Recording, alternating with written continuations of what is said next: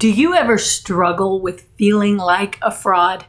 Then today's video is going to teach you what feeling like a fraud really means for you and for your career or ministry. During my time of building my career as a writer and a speaker, I have felt like a fraud many times. I can't tell you all of the times, but I remember one time in particular when I was invited to speak at a big regional conference in another state. 20 or so churches were coming together for this one weekend, and I was one of the featured speakers.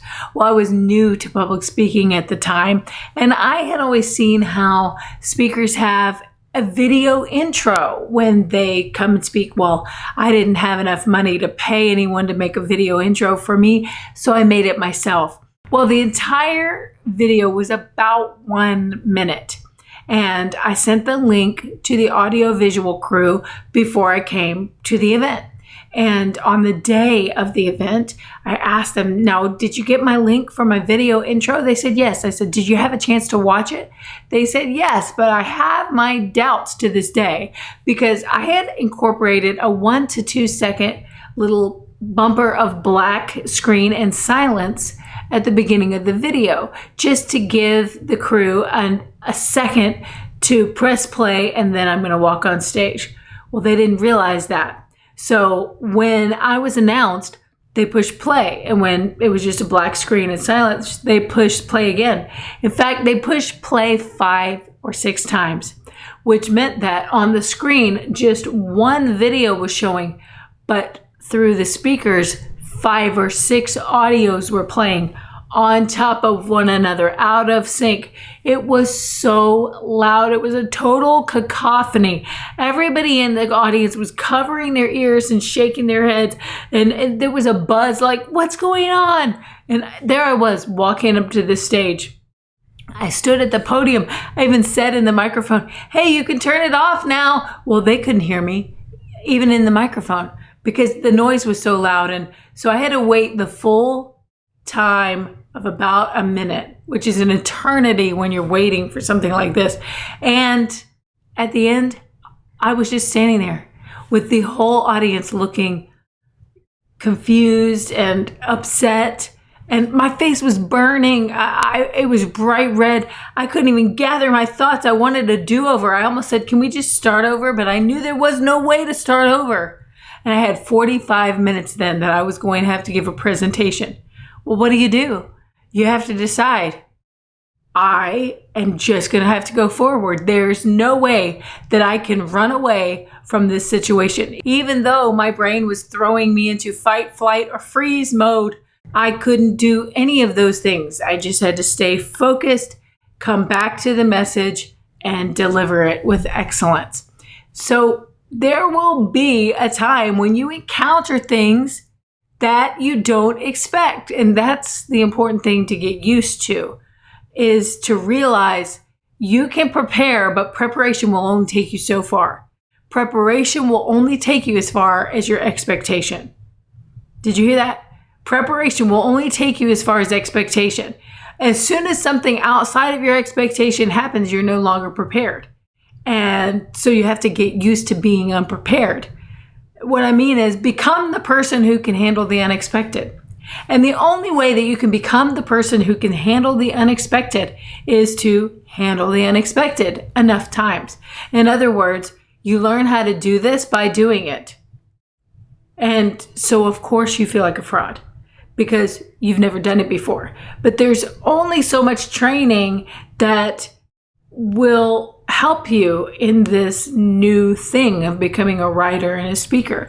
The rest of the time, there are unexpected things, and you have to become the person who can handle unexpected things, who can handle flight delays, who can handle mics that don't work, who can handle odd people that come up and want to talk to you too long and you're trying to get to your next event. All of these things happen, and you haven't encountered a lot of these things before. How can you become good at it? Well, you only learn how to do it by doing it. When I was a high school teacher, I remember coming into the classroom for the first time and feeling prepared. I had gone through all the training. I had taken the test. I'd been certified. We had done role playing with things like parent-teacher conferences and behavioral problems in the classroom and all kinds of things. And I thought, I know how to handle everything, until that first bell rang. And then I stood there at the front of the class and I thought, wait a second, I don't know how to do anything. And here there are 37 high school sophomores looking at me thinking that I'm a fraud. And if anyone can see through you, it's a high school sophomore. So I was just like, I don't know what to do. And the first time I sat down at a parent conference feeling so prepared, then when that parent was really upset to the point of tears, I was no longer prepared. I had never encountered a crying, upset parent before. And even though I had been told it could happen, it's not the same as it happening right there in front of you. I had to think of how to handle that situation on the spot, on the fly. And then I had been taught how to handle unruly students, but the day that a student actually threw a textbook at my head and I had to duck to get out of the way of it, I learned, okay, well, I wasn't prepared for that. I didn't, in my wildest dreams, ever think that a student would throw a textbook at me. No one taught me what to say or do next. You only learn how to do it by doing it. But any teacher will tell you, even though their rookie year is painful because every single day they keep showing back up to work, they encounter something new and unexpected.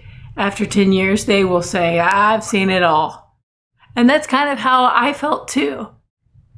You have to keep showing up just like a teacher does and open the classroom door again and again. But this time you're the student.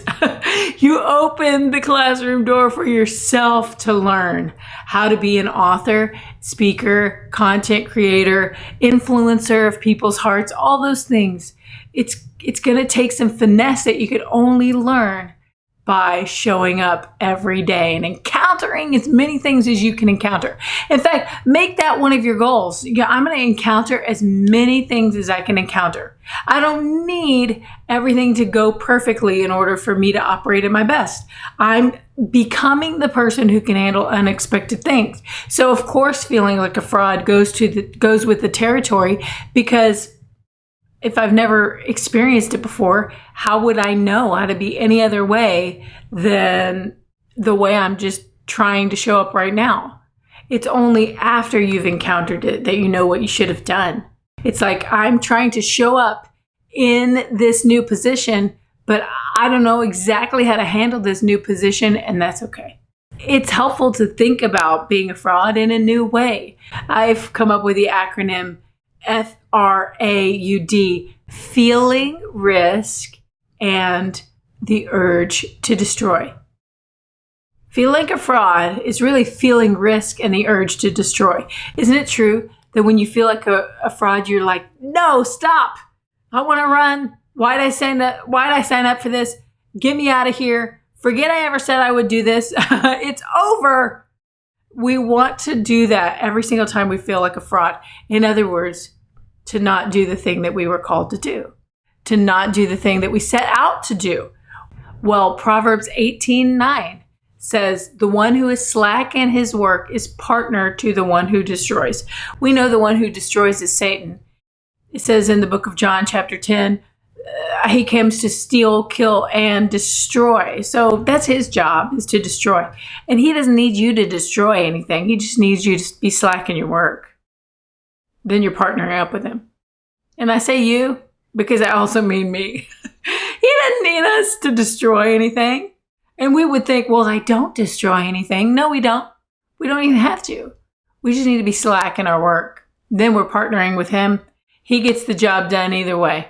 Because what we are destroying is the opportunity when we're slack in our work. What we are destroying is the harvest when we never plant a seed. What we are destroying is the growth that we would experience if we just kept showing up to feel the discomfort and to be the person who can handle unexpected things. So when you feel like a fraud, recognize that Satan has an intention there. He wants you to feel risk and the urge to destroy. But here's the thing. God has an intention there too. So the rest of Proverbs 18:9 says, not only does it say, the one who is slack in his work is partner to him who destroys, it also says, and the name of the Lord is a strong tower. The righteous run into it and they are safe. So when you feel fraud, don't focus on the fraud. Focus on your friend. Your heavenly friend waits to receive you in that moment. Because being like a fraud, it's all about your reputation. It's all about your name. It's like, I don't want to look like a fool. Everyone's going to think I'm an idiot. You feel like you're not living up to what you said you were going to do. And so that's exactly what happens. You don't live up to what you said you were going to do when you focus on the fraud.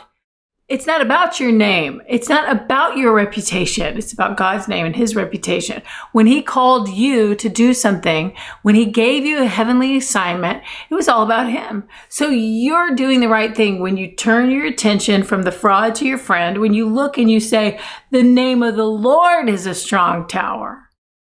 The righteous run into it and are safe. I look at the word run and I'm like, that's exactly what you want to do when you feel like a fraud. You want to run. That's your amygdala saying, fight, flight, freeze. Well, don't fight your calling. Don't fight it. Go with it. Don't freeze and stop advancing to take territory that God has meant for you. Instead, flee. Run to the strong tower, the one whose name is greater than yours. Be willing to feel like a fraud in the moment, and one day you'll realize, I feel like I've seen it all.